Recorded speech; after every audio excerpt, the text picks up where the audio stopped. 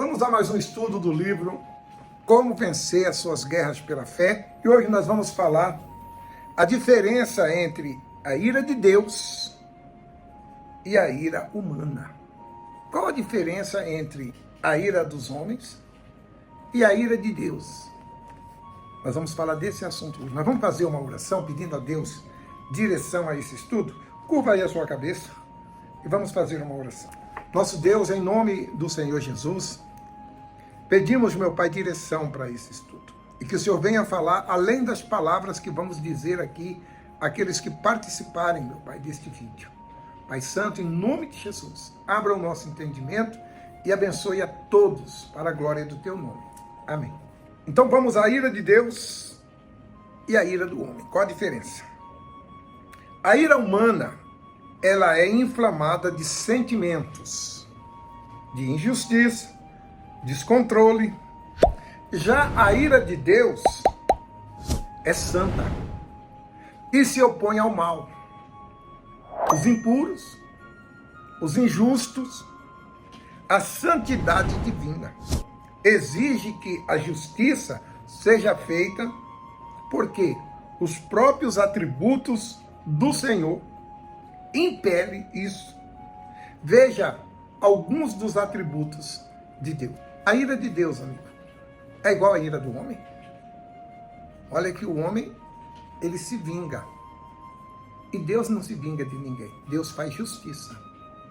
O homem, muitas vezes, ele comete uma injustiça em nome da vingança. Chega até a tirar a vida da pessoa errada, que não tem nada a ver com o acontecimento. Deus jamais erra.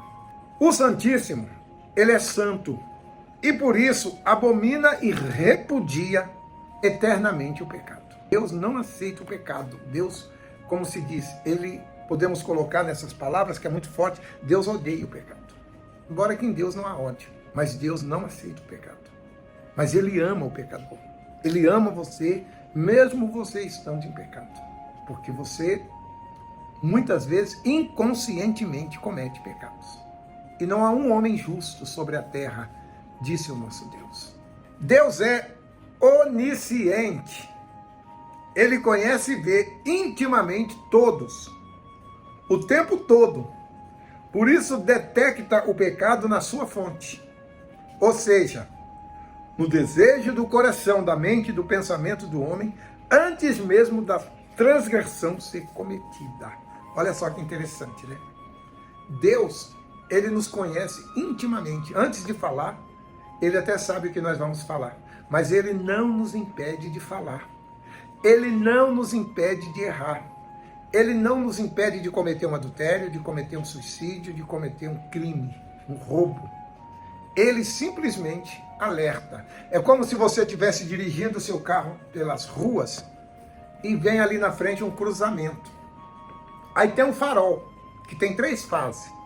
Verde, vermelho e o amarelo. O verde é para você seguir em frente, sem perigo. O amarelo é para você tomar cuidado. E o vermelho é para você parar. Deus, ele não acende o sinal vermelho, impedindo você de ir. Ele liga o amarelo, que é uma decisão sua.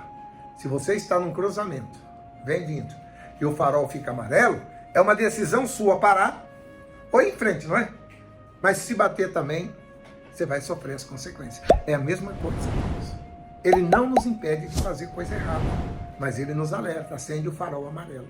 Que foi o que ele fez com Caim. Caim estava dentro dele aceso um ódio de inveja do irmão.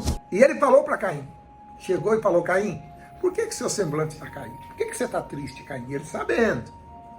Aí falou: Caim, o seu desejo, seus pensamentos, sua vontade é contra ti. Cabe a ti dominar. Deus não poderia tirar de Caim aquela vontade de matar o irmão, mas aí ele tiraria de nós um atributo que ele nos deu, o livre-arbítrio. Eu tomo as minhas decisões. Você, amigo, toma as suas decisões. Deus, ele é o Todo-Poderoso, mas ele deixou para nós a escolha de servi-lo, de obedecê-lo ou de fazer o que dá na nossa telha. Não é isso que a gente fala? Eu faço o que dá na minha telha. Deus é perfeito, perfeito. Ele não aceita desvio de caráter. Por isso, jamais será culpado por inocente. Quem fez, se você plantar, você vai colher, amigo. Pode ter certeza, mesmo você sendo de Deus, sendo fiel, sendo justo, sendo injusto, plantou, colhe. E colhe o que plantou, hein? Se você plantar arroz, você não vai colher milho. Você vai colher arroz. Aqui, tá? É nesse mundo, não é no vindouro, não. Lá não tem nada a ver com isso aqui. É aqui, você vai colher nessa vida. Deus é onipotente. O que quer dizer isso? Que atributo é esse? Ele tem todo o poder, ele pode todas as coisas, ele poderia impedir-nos de pecar. Pode, se ele quiser, ele pode. Mas se ele fizer isso, ele vai tirar de nós um atributo que ele nos deu, que eu digo novamente, é o livre-arbítrio. Assim ninguém escapa da sua poderosa mão. Não tem como, porque ele pode fazer todas as coisas. E um dos versículos que eu acho assim maravilhoso na Bíblia é aquele que diz assim, ó, que ele tira do monturo o desvalido e faz assentar junto aos príncipes. Olha só, ele faz do mendigo se tornar um membro da corte real. Outro atributo de Deus, imutável. O Senhor não muda. As suas palavras, portanto, sua disposição em salvar os retos e condenar os perversos é perpétua. Olha, ele chega a dizer assim, ó, eu sou Deus e não mudo. Passará os céus e a terra, mas as minhas palavras não passarão. Olha que coisa maravilhosa. O que está escrito de Deus, de Jesus, não vai passar. O céu vai passar, a terra vai passar, mas a palavra dele vai se cumprir. Você pode acreditar no que ele disse, porque vai se cumprir. Foi por este conhecimento desses atributos de Deus e também a sua ira, não só por teoria, mas também por experiência própria, que o rei Davi suplicou: ó Senhor, não me repreenda na tua ira, nem me castigue no teu furor. Sabe aquele momento de ira, de raiva? Ele pede para Deus aliviar dele, não julgar ele nesse momento. Está no livro de Salmos 38:1, você pode acompanhar isso. O pecado de Davi começou quando ele relaxou na sua fé.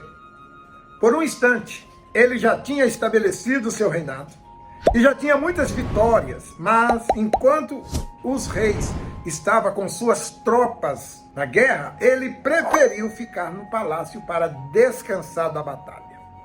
Com isso, ocioso, deu luz ao adultério. E a gravidez da sua amante deu um dos seus mais fiéis soldados, Urias.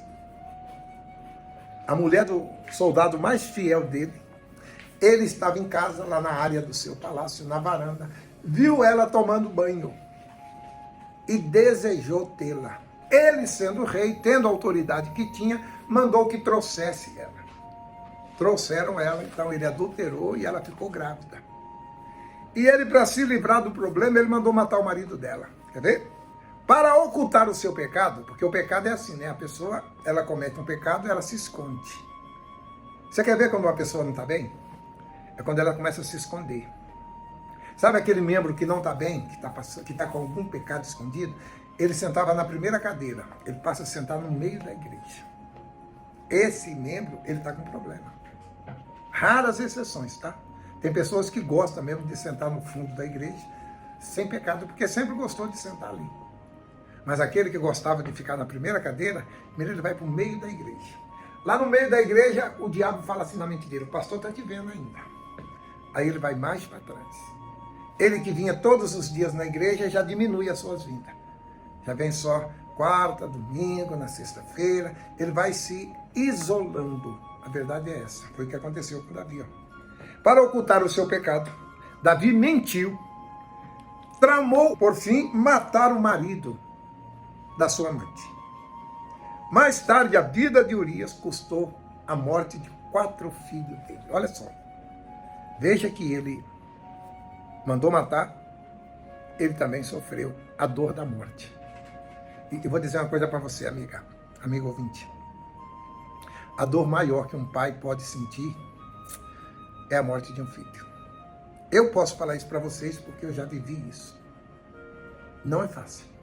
E você que já sentiu isso na pele também, sabe que não é fácil, isso não é normal. O normal é os filhos sepultar o pai. Esse é o normal. O contrário é dolorido. Custou a morte de 4 filhos. Essa pena foi semelhante a que referiu-se o profeta Natã, quando lhe perguntou que punição daria ao homem rico que tomou a ovelha do pobre. O profeta, quando foi a Davi para fazer com que ele tivesse consciência do erro dele, o profeta contou uma história para ele, a seguinte: que um homem rico tinha muitas ovelhas, tinha as ovelhas que ele quisesse. Mas ele viu um pobre homem que só tinha uma ovelha. Ele foi e tomou aquela ovelha daquele homem para si. Aquela ovelha que dava lã para ele, aquela ovelha que dava o alimento, o leite para ele. E aquele homem rico que tinha muitas ovelhas, tomou aquela única ovelha que aquele homem tinha. O profeta Natã contou essa história para Davi. E falou: Davi, qual a punição que vamos dar a esse homem? Davi disse que ele teria que ser morto. Confira lá no livro de Samuel, 2 Samuel 12, do 1 ao 7, você vai ver essa história que eu estou falando para você, que o profeta Natã falou para Davi. Por isso que ele também recebeu essa punição. Ele perdeu 4 filhos dele, foi morto. Davi cedeu à tentação da carne e pecou. Embora o arrependimento tenha lhe trazido o perdão, ele se arrependeu, Deus o perdoou, mas não isentou de colher o mal que ele plantou. Sofreu a vergonha de ter sido traído. No mesmo terraço, o filho dele deitou com uma das concubinas dele. No mesmo terraço do seu palácio, em que começou o seu adultério. 2 Samuel 16, 22. E ainda viu a espada da morte ceifar parte da sua família. Isso a gente aprende o quê, amigo? Tudo que você plantar, você vai colher. Por isso que o Senhor Jesus, ele disse assim para nós, ó: não cansamos de fazer o bem, que a seu tempo você vai colher o bem que você está fazendo. Vamos fazer uma oração pedindo a Deus para nos livrar dessas tentações, do pecado, de toda a cilada do mal? Curva aí a sua cabeça. Espírito Santo, meu Pai, em nome de Jesus, agradecemos o Senhor, ó Deus, por todas as tuas misericórdias. Que o Senhor, meu Pai, tenha compaixão de nós, conserve a nossa fé, conserva-nos até o fim, Senhor, na tua presença. Não nos deixe cair em tentação, mas livra-nos do mal, porque o teu reino, o poder e a glória é para sempre. Amém.